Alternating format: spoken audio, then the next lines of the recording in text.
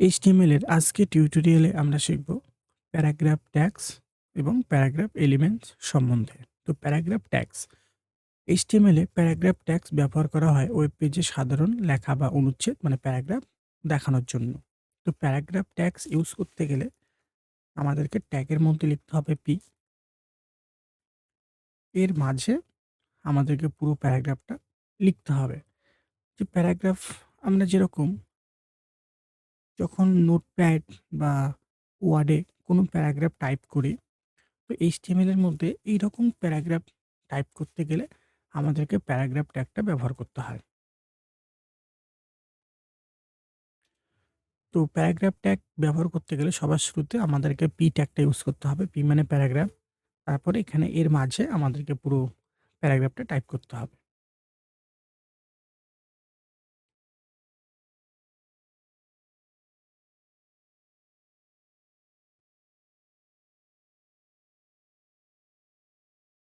Type করলাম। এরপর save.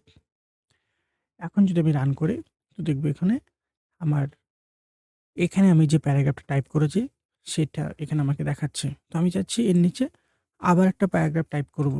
তো আবার এখানে আমাকে পি ট্যাগটা ইউজ করতে হবে। তারপর আবার এখানে লিখতে হবে।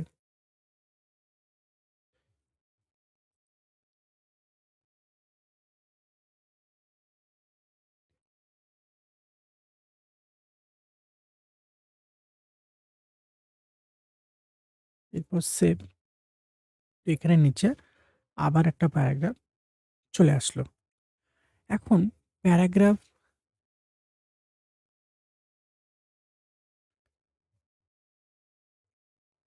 এখন প্যারাগ্রাফ এলিমেন্টস কি? তো প্যারাগ্রাফ এলিমেন্টস বলতে HTML এর সেই এলিমেন্টস গুলোকে বোঝায় যেগুলো টেক্সট বা লেখা অনুচ্ছেদ আকারে দেখাতে সাহায্য করে।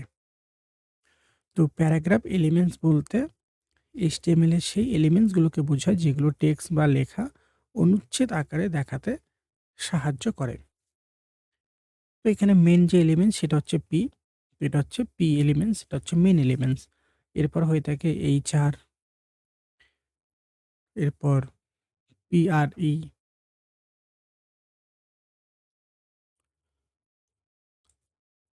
তো এখানটায় আমি এখন এইচআরটাকে ব্যবহার করব।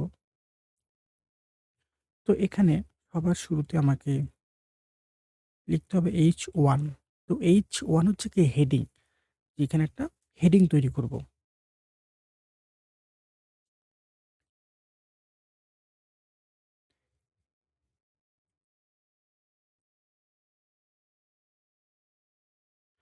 লিখলাম এখানে হেডিং 1।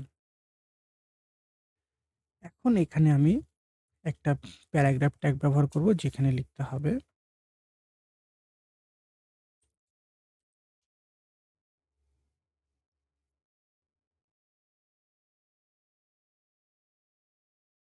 টেক্সট। সেভ। যদি রান করি তো এখানে আমার হেডিংটা চলে আসলো। আর এর নিচে আমার এই প্যারাগ্রাফটা চলে আসলো। এখন আমি চাচ্ছি নিচে আবার একটা প্যারাগ্রাফ তৈরি করব, কিন্তু মাঝখানে একটা হরিজন্টাল লাইন ইউজ করব। তো হরিজন্টাল লাইনের জন্য লিখতে হয় HR। মানে একটা কি আসবে, হরিজন্টাল লাইন চলে আসবে। তো একটা হরিজন্টাল লাইন চলে আসলো। আবার লিখলাম H1 মানে হেডিং।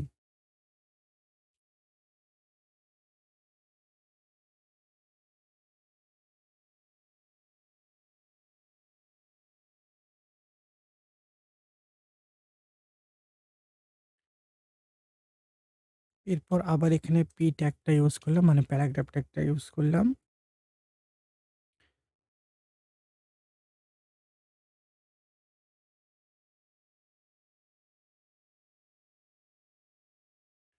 তো এখানে আবার একটা হেডিং তৈরি হয়েছে।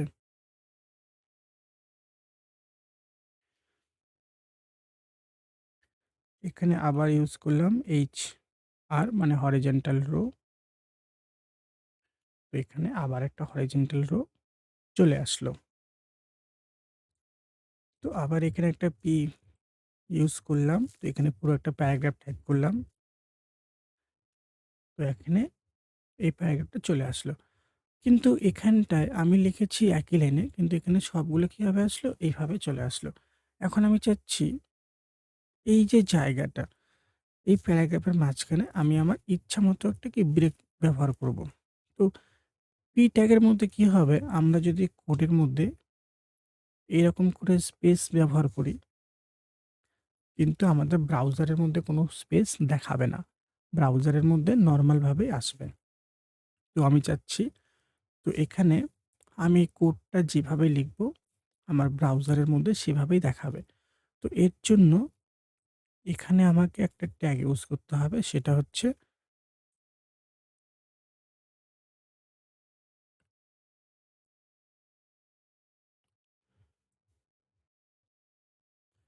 তো এখানে আমরা যদি ৩ টা লাইনে তৈরি করি, তাহলেও এখানে ১ লাইনে চলে আসলো। কিন্তু আমি চাচ্ছি যে আমার প্যারাগ্রাফটার মধ্যে আমি আমার ইচ্ছামতো এখানে কি ব্রেকটা ব্যবহার করব।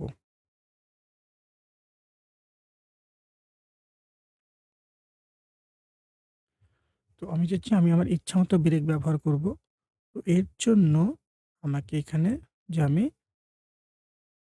এখানে একটা ব্রেক ব্যবহার করব। তো এখানে লিখতে হবে বিআর। বিআর মানে ব্রেক। তো এখানে একটা ব্রেক তৈরি হয়ে গেল। আমি চাচ্ছি এখানেও একটা ব্রেক নেব।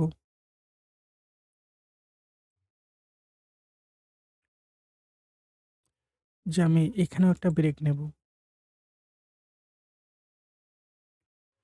আবার এখানে লিখতে হবে বিআর। তো এখানে একটা ব্রেক চলে আসলো।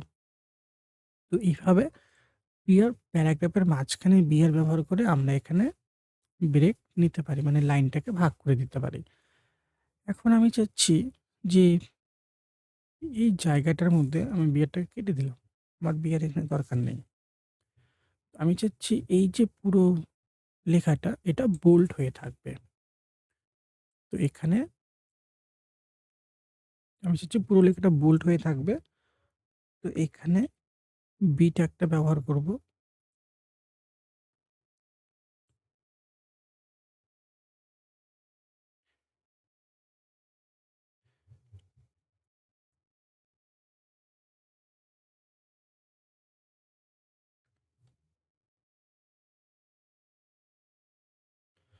তো এখানে যেহেতু বি ব্যবহার করলাম, বি মানে বোল্ড। তো এখানে প্যারাগ্রাফের মাঝে লেখাটা বোল্ড হয়ে গেল। তো আমি চাচ্ছি এখান থেকে এই লেখাটাকে একটু বেঁকে দেব। মানে ইটালিক স্টাইলে হবে। তো এখানে ইউজ করতে হবে আই মানে ইটালিক।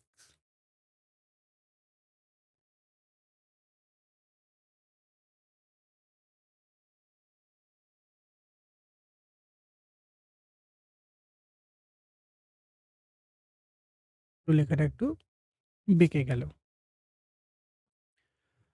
এরপর চাচ্ছি এই লেখাটা কি হবে?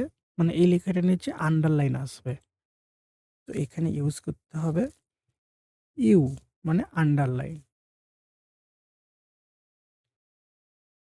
আবার এখানে আন্ডারলাইনটাকে ক্লোজ করতে হবে। তো এখানে লেখাটার নিচে আন্ডারলাইনটা চলে আসলো। তো ব্রেক বলে যে ট্যাগটা হয় এর কোনো ক্লোজিং ট্যাগ থাকে না। কিন্তু ইউ এর ক্লোজিং ট্যাগ আছে, মানে ইউটা এখানে ব্যবহার করেছি। আবার এখানে বন্ধ করলাম। মানে শুধু এতটা লেখাই আন্ডারলাইন হবে। তারপর এখানে বোল্ট নিয়েছি। এখানে বোল্ট বন্ধ ক্লোজ করলাম। মানে শুধু এই লেখাটাই বোল্ট হবে, মানে মোটা হবে। এরপর এখানে আই নিয়েছি মানে ইটালিক। শুধু এই লেখাটা ইটালিক হবে। আর এখানে আইটাকে ক্লোজ করে দিলাম। তো এইভাবে প্যারার মাঝখানে আমরা আন্ডারলাইন, বোল্ড লেখাটাকে একটু বাঁকিয়ে দিতে পারি। এরপর আরেকটা ট্যাগ আমরা এখানে ইউজ করতে পারি, সেটা হচ্ছে ফরম্যাটিং, যেটাকে বলা হয় পিইআর। পিইআর। তো এই ট্যাগটা ইউজ করলে কি হবে? এই ট্যাগটা ইউজ করলে যেরকম পি মানে প্যারাগ্রাফ, প্যারাগ্রাফ ট্যাগ ইউজ করলে আমরা এখানে যত স্পেস ব্যবহার করি কিন্তু আমার ব্রাউজারের মধ্যে প্যারাগ্রাফ হিসাবেই শো হবে। কিন্তু পার ট্যাগটা ইউজ করলে আমরা যেভাবে এখানে লাইন ব্যবহার করব, স্পেস বা যেখানে আমি এন্টার দিয়ে লাইনটাকে ভাগ করে দেব, মানে আমি যেভাবে লিখব কোডের মধ্যে, আমার ব্রাউজারের মধ্যে লেখাটা আমাকে সেভাবেই দেখাবে।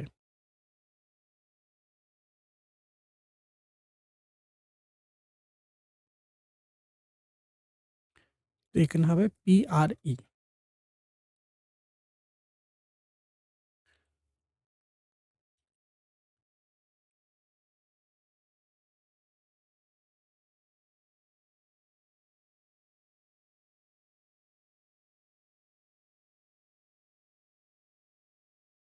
PRE তাহলে পরে আমি যেভাবে কোডের মধ্যে যেভাবে লিখব, আমার ব্রাউজারের মধ্যে লেখাটা সেরকম করেই আসবে।